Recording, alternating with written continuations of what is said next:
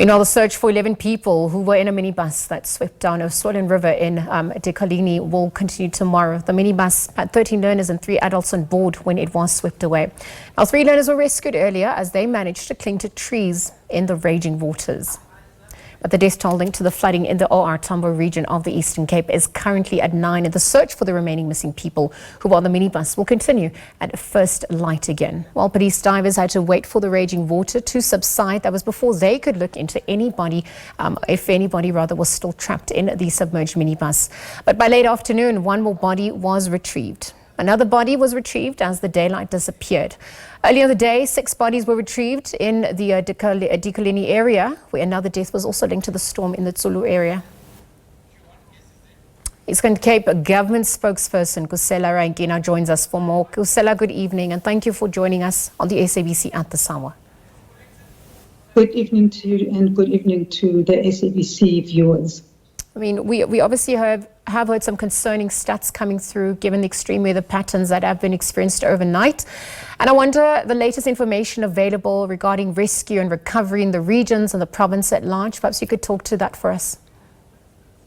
We can confirm that sadly about 9 people have passed on following these rains that started in the main yesterday. And all those 9 that have passed on are from the OR Tambo region. And as you said in your intro, it's mainly from the Decoligny village of OR Tambo outside Mthatha.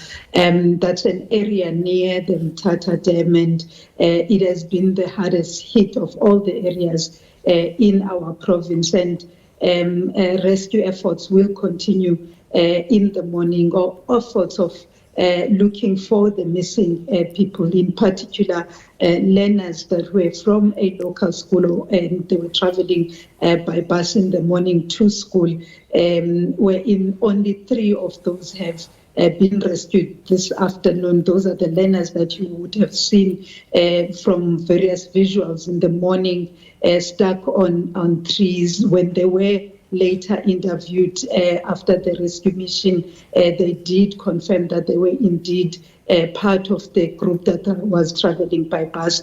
And again, sadly at this stage, we cannot confirm the total number of the learners that were in that bus. It was picking up learners from various stops, and we are confident that tomorrow morning, as daylight breaks, we will then start again with the search efforts, and divers from Buffalo City Metro have now joined divers from OR Tambo to continue with the search in the morning.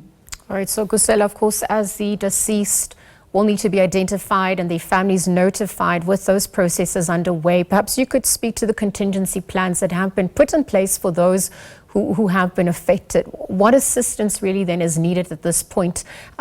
Who's come on board to assist as well?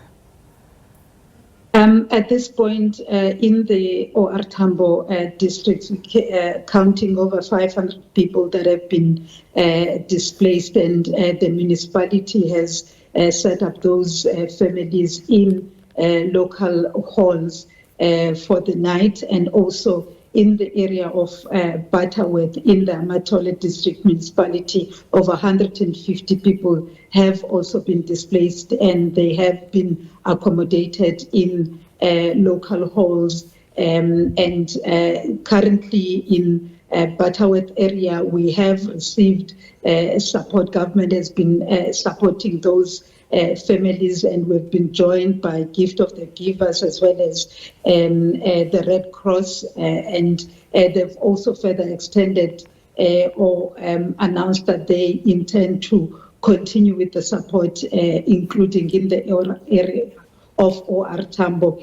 There is currently an engagement of various government officials from the various spheres of government, that being provincial and local government, looking at the details that are coming out from the various disaster management teams. And we're hoping that by the morning we will have a better or a clearer picture of what is obtaining in various villages and towns, and relevant support will then be provided to those communities. And I think it is also encouraging that we hear that the rain will give us a bit of a break tomorrow. That will also assist us further in terms of ensuring that support reaches communities in various areas. And we can also report that all the roads that have been closed during the day have since been opened,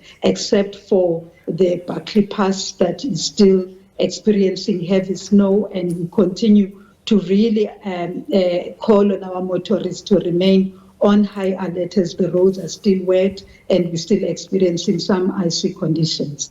Khusela, just as we wrap up there, should people need to contact anyone if they require more information or if they need to report matters? How do they go about doing that?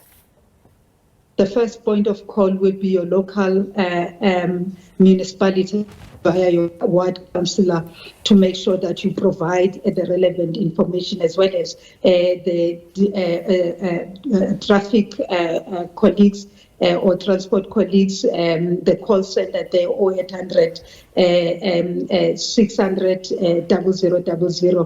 That would be the call center that you may contact to make sure that you report any bad condition that you are experiencing, either on the road or in any part of the area, as we are working as integrated officers. All right. Well, Khusela, strength to you and the team and everyone, of course, in the Eastern Cape. And those have been affected by the extreme weather patterns. Khusela Rantjie, just joining us, the Eastern Cape government spokesperson, confirming now that 9 people have passed away during these extreme weather patterns due to flooding. Of course, still monitoring the situation as they continue with the rescue and recovery operations. But again, thank you for joining us at the Sawa.